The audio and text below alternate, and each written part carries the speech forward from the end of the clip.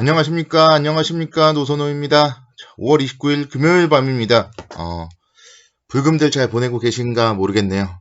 지금 또 수도권 지역은 코로나19 확산이 심해지고 있어서, 불금임에도 불구하고, 친구들도 지금 만날 수 없는 그런 상황입니다. 그래도 좀 집에서 좀 편안하게 좀 휴식 취하면서 주말 동안에는, 주중에 쌓였던 피로 잘 좀 해소하시기를 바라겠습니다. 먼저 오늘 새벽 마감된 미국 시장부터 한번 좀 살펴보도록 할게요. 미국 시장은 다우지수 0.58% 하락 마감했고요. 나스닥 0.46%, S&P 500 지수 0.21% 하락 마감을 했습니다. 홍콩의 국가보안법 관련된 중국 전인대 통과 소식, 그리고 트럼프 대통령이 이와 관련된 기자회견을 예고하는 등 이런 모습들에 따라서 하락을 했어요. 특히나 이제 오후장 들어서 좀 낙폭이 커지는 모습을 보였어요. 미국 시장 S&P 500 지수 분봉 보시면요. 목요일 오후 2시 20분을 넘어가면서 급락을 하는 모습이 포착이 됩니다. 오후장 들어서 낙폭이 커졌었어요. 미국 시장은. 나스닥 지수도 마찬가지 동일한 시간대에 낙폭이 커지는 그런 모습이 분봉을 통해서 보면 확인을 할 수 있었습니다. 그래서 미국 시장이 잘 나가다가 오후장 막판에 꺾이는 그런 하락이 나왔고요. 다우지수 분봉이 안 보여요. 영웅문에서는. 그럼에도 불구하고 비슷한 흐름이죠. 비슷한 흐름으로 오후장에 미국 시장 좀 낙폭을 키우는 그런 모습을 보였습니다. 국내 주시장 오늘 그래서 시초가 0.5% 정도 하락 출발을 했죠. 미국 시장 거의 하락한 것만큼 하락 출발을 하는 그런 모습을 보였습니다. 그 이후에 이제 장중의 움직임, 좀 금요일이다 보니까 지지부진한 그런 움직임을 보였어요. 금요일이다 보니까 하루 종일 오전장은 좀 지지부진한 그런 모습.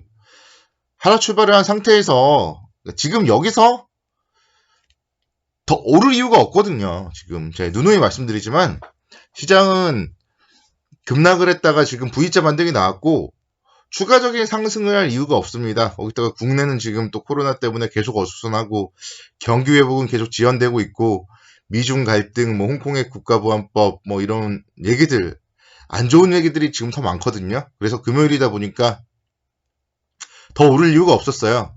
근데 오후장에 이제 갑자기 또 오를 이유가 생겨버렸습니다. 오후장에 갑자기 상승폭을 키워 나갔어요. 2038포인트까지 상승폭을 키워 나갔습니다. 그 이유는 렘데시비르 관련하여서 해외 의약품 특례 수입을 신청할 계획이다. 그런 소식이 들리면서 시장은 상승폭을 좀 확대하는 그런 모습 보였습니다. 그러다가 이제 장 막판에 갈수록 주말을 앞둔 경계 매물 출회되면서 상승폭을 축소한 채 1.06포인트 정도 상승 마감을 했습니다. 그리고 오늘 같은 경우 좀 특이한 점은 마감 동시호가 때 MSCI 지수 관련해서 리밸런싱 작업을 했어요. 그래서 마감 동시호가 때 오늘은 좀 변동성이 컸던 모습이 특이점이에요. 그래서 카카오를 한번 살펴볼까요? 카카오 분봉을 보면요. 마감 동시호가 때만 5,000원이 올랐어요. 가지고 계신 분들은 하루 종일 그래도 좀 지지부진했다가 특히 낙폭이 2% 이상 됐다가 낙폭이 1.31%로 줄으니까 다행이라고 생각했겠죠. 근데 이렇게 좀 마감 동시호가 때 인위적으로 리밸런싱 한 거는 월요일날 또 대부분 원복이 됩니다. 그래서 저는 그러니까 주식을 하면서 사실은 한 3시 25분에 제 가지고 있는 종목을 적어놔요. 그리고 3시 28분, 29분에 예상 지수를 계속 보다가 급변하면은 사거나 팔거나 합니다. 갑자기 마감 동시 효과 때만 떨어진다. 그런 거는 조금 사보고요. 또 마감 동시 효과 때 갑자기 1, 2%가 오른다. 이러면은 일단 조금이라도 수익을 챙겨요. 그럼 다음날 또 더 싸게 살 수 있는 기회가 생기고요. 다음날 시장이 악재만 나오지 않는다면 하락을 했던 거는 또 회복이 됩니다. 그래서 오늘 같은 경우가 좀 그런 날이에요. 1년에 사실은 많이 나오는 날은 아닌데 MSCI 지수 리밸런싱 관련해서 이런 거를 제가 보면은 좀 무차익 거래 같은 걸 할 수 있죠. 차익 거래 같은 걸 할 수 있죠. 손실 없이. 부지런하면 됩니다. 부지런하면. 그래서 카카오 같은 경우 이제 오늘 장 마감 때 좀 올려줬고요. 삼성전기 같은 경우도 마찬가지. 장 마감 때 올려줬어요. 그래서 뭐 이런 게 아무래도 이제 MSCI 지수 편입이 되기 때문에 많이 사서 올랐을 가능성이 더 높은 거고요. 그래서 향후에 중장기적으로는 주목을 해봐야 되는 그런 부분이고요. 그렇지만 단기적으로 동시효과 때 이렇게 올랐던 부분들 또 월요일 이후에 월요일날 뭐 시장이 엄청 급등을 하지 않는 한 다시 한번 뭐 오늘 마감 동시효과 이전 가격으로는 오지 않을까. 그리고 이제 그럴 때 좀 사야 되는 종목으로서 제가 좀 말씀을 드리는 겁니다. 네, 그래서 이제 말씀을 드리는 거고요. MSCI 지수 리밸런싱이 오늘 장 마감 때 있었다. 이 점 오늘의 좀 특이사항이 있었습니다. 반대로 이제 현대차 같은 경우 잠깐 볼까요? 현대차 오늘 잘 나갔어요. 99,000원대까지 잘 나갔는데 마감 동시효과 때 1,000원 정도가 하락을 해서 98,000원 정도에 끝났습니다. 그래서 현대차 같은 거 뭐 월요일날 만약에 뭐 다시 뭐 99,000원대 이상 뭐 상승 출발을 하거나 그렇지 않는다면 사야 되는 거예요. 오늘 기아차가 6.7%대 상승을 했습니다. 제가 기아차를 5월 초에 말씀을 드렸었거든요. 4월 말 5월 초 연휴 때 제가 추천을 드렸었어요. 기아차를. 그 이후에 상당히 좀 좋은 모습을 보여주고 있고 뭐 상당히 수급도 좋은 그런 모습을 보여주고 있습니다.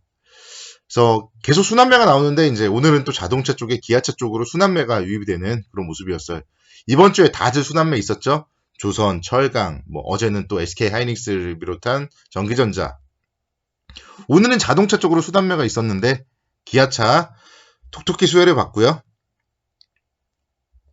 현대차 수혜를 보는 듯 하다가 장 막판에 좀 이제 상승폭을 반납을 했습니다. 근데 현대차 같은 경우 정말 차트가 상당히 안정적이에요. 지금 21선 위에서 손절선도 짧습니다. 뭐 현대차 같은 종목들 지금 여기서 손절한다면 포트가 이제 현금화가 되는 거죠. 그러면서 리스크가 이제 적어질 것이고요. 시장이 꺾인다고 보시면 돼요. 현대차가 손절선 이탈하면.